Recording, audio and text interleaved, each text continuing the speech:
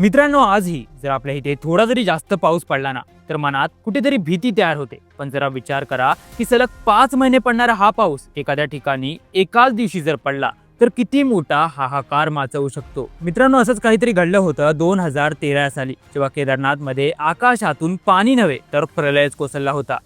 Hello, control room. This is a direct transmission from Kedarnath. Be advised, the entire valley is completely destroyed. Nothing is visible anymore. Over. पाण्याच्या आणि मोठ्या मोठ्या खडकांच्या आवाजाने जणू पूर्ण केदारनाथ घाटी थरथर कापू लागली होती. या प्रलयाने अनेक गावं आणि शहरं उद्ध्वस्त केली. या प्रलयाने हजारो लोकांना अक्षरशः गिळून टाकलं होतं. पण मित्रांनो, असं म्हणतात की या सगळ्या मागे एक मोठी चूक लपलेली होती, जिथूनच उत्तराखंडमध्ये विनाशाला सुरुवात झाली. त्याच्या काही तासातच उत्तराखंडने असं काही पाहिलं जे कदाचितच तिथे कधी पाहिलं गेलं होतं. पण अशी कोणती मोठी चूक झालेली तिथल्या सरकारकडून आणि नेमकं काय घडलेलं त्या रात्री केदारनाथ धाम मध्ये, चला आजच्या स्टोरीमध्ये समजून घेऊया. मित्रांनो, ही गोष्ट आहे तेव्हाची, जेव्हा 6 महिन्याच्या कडक हिवाळ्यानंतर केदारनाथ धामचे कपाट 14 मे 2013 रोजी उघडण्यात आले.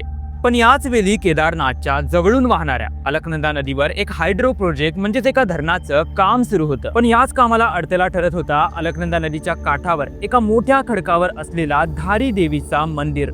ज्यानंतर तेथील सरकार आणि नागरिकांमध्ये अनेक मीटिंग झाल्या, ज्याचा निर्णय असा झाला की धारी देवीच्या मूर्त्या या मूळ स्थानावरून हलवून डॅमच्या मधोमध बनलेल्या एका स्ट्रक्चरवर ठेवण्यात येतील. पण या निर्णयाला स्थानिक लोक आणि पुजाऱ्यांनी खूप विरोध केला. मित्रांनो, धारी देवी यांना संपूर्ण हिमालय आणि चारो धामांची रक्षिका मानले जाते आणि अशा परिस्थितीत त्यांच्या मूर्त्या तिथून हलवणे हा विनाशाकडे पहिला पाऊल ठरेल, असे तिथले पुजारी वारंवार सांगत होते. पण कुणाचंच न ऐकता 16 जूनच्या संध्याकाळी धारी देवीच्या मूर्त्या कोणतीही विधिवत पूजा न करता तेथून उचलण्यात आल्या. मित्रांनो, याच्या काही तासातच केदार घाटीचं हवामान झपाट्याने बदलायला लागलं. ढग प्रचंड वेगाने दाटायला लागले. असं विचित्र हवामान इथल्या लोकांनी कधीच पाहिलं नव्हतं. मित्रांनो, आता हळूहळू केदारनाथच्या परिसरात पाऊस सुरू झाला. खूप लोक त्या पावसातच पायी यात्रा करत होते. जशी संध्याकाळ होत होती तसा पाऊस ही वाढतच होता. आणि याच दरम्यान केदारनाथच्या दोन्ही बाजूने वाहणाऱ्या मंदाकिनी आणि सरस्वती या दोन्ही नद्यांचा प्रवाह प्रचंड वेगाने वाढू लागला. त्या दिवशी हजारो लोक केदारनाथ धाम मध्ये थांबले होते. ज्यांचं दर्शन झालं होतं ते पाऊस थांबण्याची वाट पाहत होते. पण पाऊस असा कोसळत होता जणू काही केदारनाथ धामवर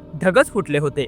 याच पावसात रात्री 8 वाजता बाबा केदारनाथची संध्याकाळची आरती संपल्यानंतर हजारो लोक आपल्या हॉटेल्स आणि धर्मशाळांमध्ये जाऊ लागले. पण मंदाकिनी आणि सरस्वती नद्यांची गर्जना त्यावेळी भीतीचं वातावरण तयार करत होती. मित्रांनो, या नद्या इतक्या वेगाने वाहू लागल्या होत्या. या नद्यांवरील केदारनाथला रामबाडा आणि गौरीकुंडशी जोडणारे दोन्ही पूल प्रचंड आवाज करत याच पाण्याच्या प्रवाहात वाहून गेले. आता लोकांना जणू जाणवत होतं की इथे काहीतरी मोठं होणार आहे. यात्री फक्त या काळ्या रात्रीच्या संपण्याची वाट पाहत होते. केदारनाथ मधील सर्व हॉटेल्स खचाखच भरले होते. एका खोलीत अनेक लोक आपल्या कुटुंबासह एक कोपरा पकडून आपला जीव वाचवण्यासाठी बसले होते. आणि बाहेर दोन्ही नद्या गर्जना करत ओसंडून वाहत होत्या. नद्यांचं पाणी आता हळूहळू शहरात शिरायला लागलं होतं. आणि याच पाण्यात केदारनाथचं हेलिपॅड ही वाहून गेलं, ज्यामुळे केदारनाथ धामचा संपर्क आता चारही दिशांनी तुटला गेला होता. चारही बाजूंनी गडगडाट करत वाहणाऱ्या नद्या आणि मध्ये जीव वाचवण्यासाठी झुंजणारे हजारो लोक. अशा परिस्थितीत पाऊस काही थांबत नव्हता. आता दोन्ही नद्या त्यांचा काठ मोडून शहरात घुसू लागल्या होत्या.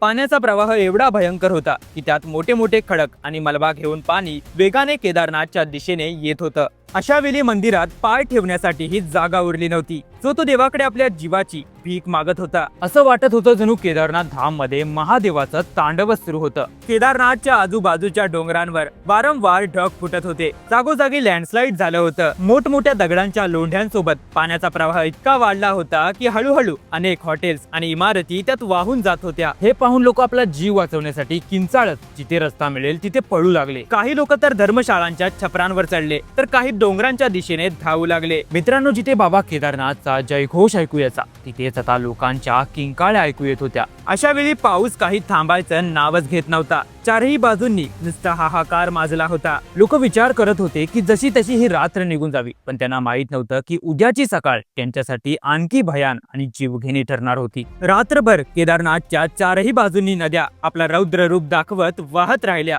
खूप लोक रात्रीच या प्रलयात वाहून गेले. लोकांना आता असं वाटू लागलं होतं की संकट आता टळलेलं आहे. पण 17 जून 2013च्या सकाळी गडगडणाऱ्या मंदाकिनी आणि सरस्वती नद्यांमध्ये अचानक 2 पटीने पाणी वाढलं. आणि याच गर्जनेच्या उत्तरेमध्ये केदारनाथच्या ठीक थोडं वरती असलेल्या चोराबारी तलावाचा बांध मोठ्या आवाजात फुटला आणि इथूनच विनाशाची खरी सुरुवात झाली. बांध फुटताच एवढ्या उंचावरून मोठ्या मोठ्या दगडांचे लोंढे आणि मातीचा लोट घेऊन प्रचंड वेगाने पाणी केदारनाथच्या दिशेने आलं. म्हटलं जातं की त्या पुराच्या लाटा इतक्या उंच होत्या की दूरवरूनही आरामात दिसू शकत होत्या. आता हळूहळू मंदिरातही पाणी वाढायला लागलं.